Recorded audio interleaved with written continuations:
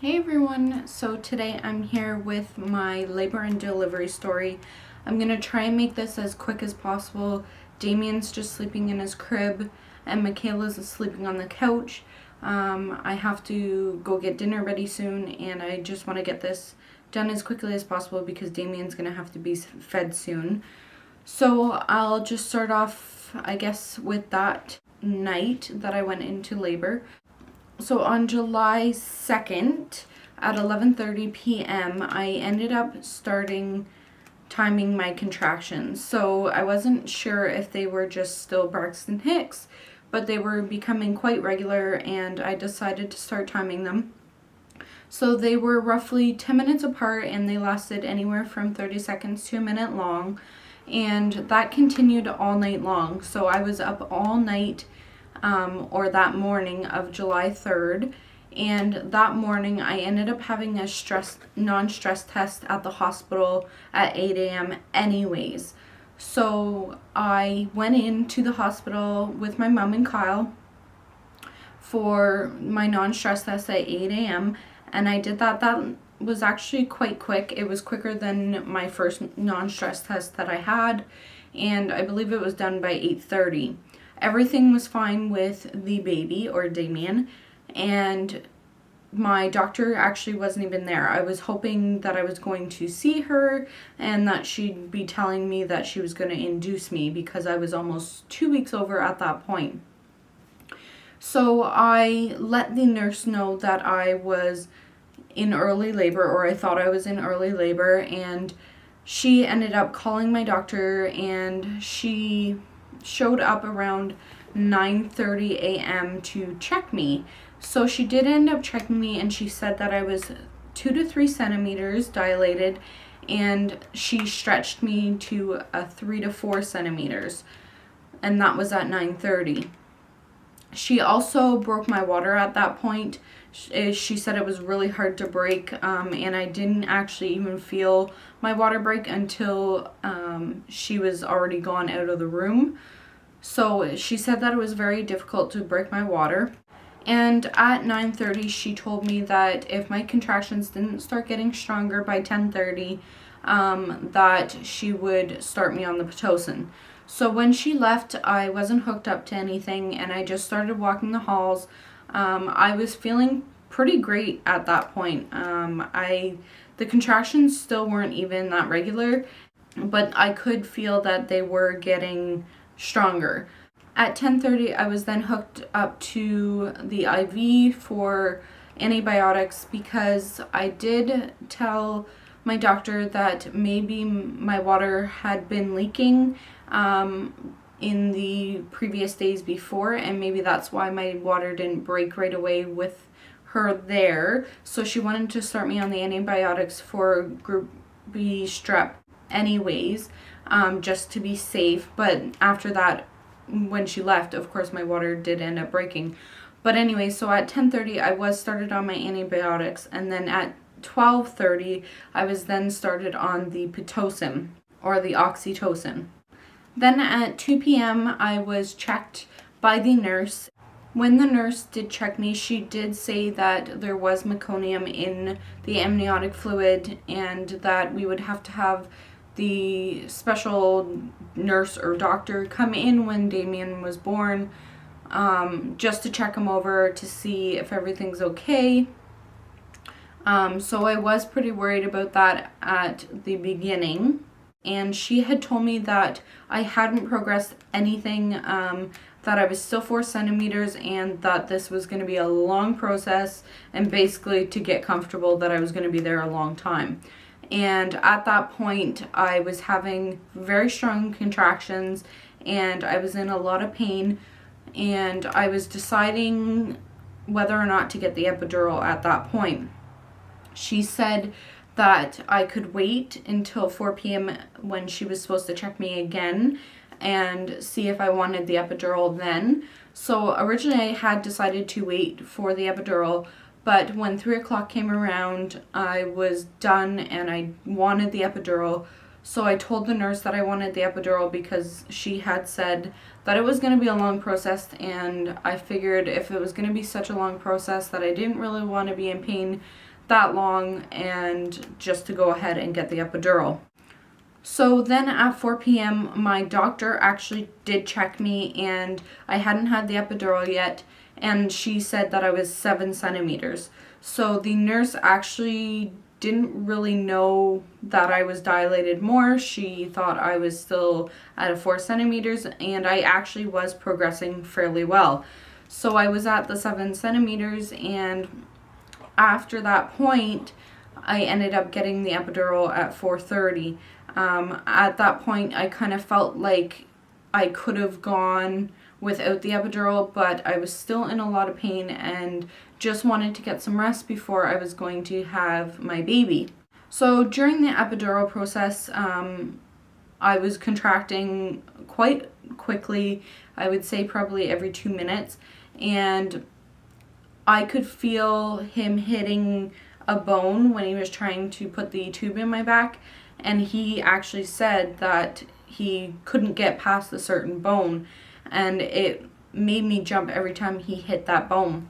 So I had the epidural, and my contractions definitely did lessen the severity of them, but I could still feel them. They were definitely just not as intense. So at 6 p.m. I definitely started to feel pressure, and I really felt like I needed to push. The nurse checked me at that point and said that there was still cervix rim around the baby's head, and that if I was to push, it just might make me swollen and prolong things. So she didn't want me to push at that point, but I really felt like I needed to. So at 6:30, I told my mom, I said, there's no way I can keep this baby in any longer. I need to push now. And she went and told the nurse.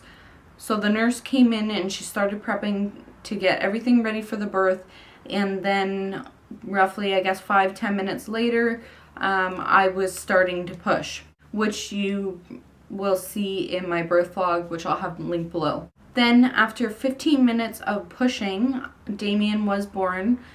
During the delivery process, I felt everything. The epidural did not take, and I could feel right from the bearing down to his head coming out to my doctor stretching me as Damien was coming out. So the epidural did not take whatsoever, and I felt everything. My doctor said that I might as well had gone without an epidural because it just didn't work. Obviously, there's always that risk of it not working. And I think the reason why was because the anesthesiologist did have a hard time getting past that bone, and maybe he just didn't get it in the right spot. So I did end up feeling everything, but it took me roughly 15 minutes to push Damien out, and he was born at 6:54 p.m. So Damien was born at 6:54 p.m.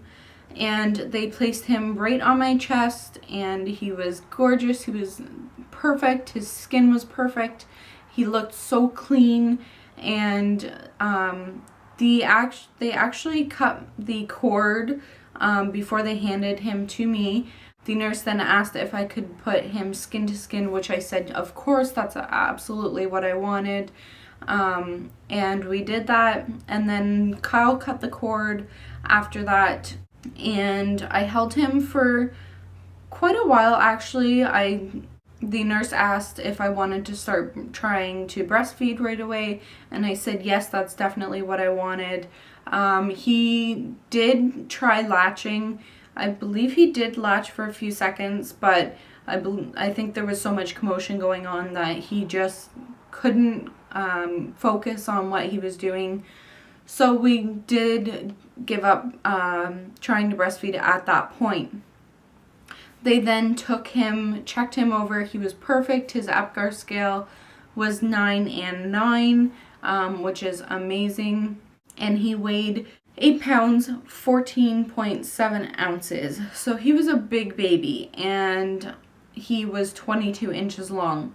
So he was absolutely perfect. They gave him back to me, and we basically just had everyone come in the room, and we passed them around and just cuddled them for the rest of the night. I believe it was 2 hours after I had him that I started tried breastfeeding him again, and he did end up latching, but he didn't feed for very long. He had one feed at, I believe it was 10 p.m., which was a good feed. It was like 10 minutes long.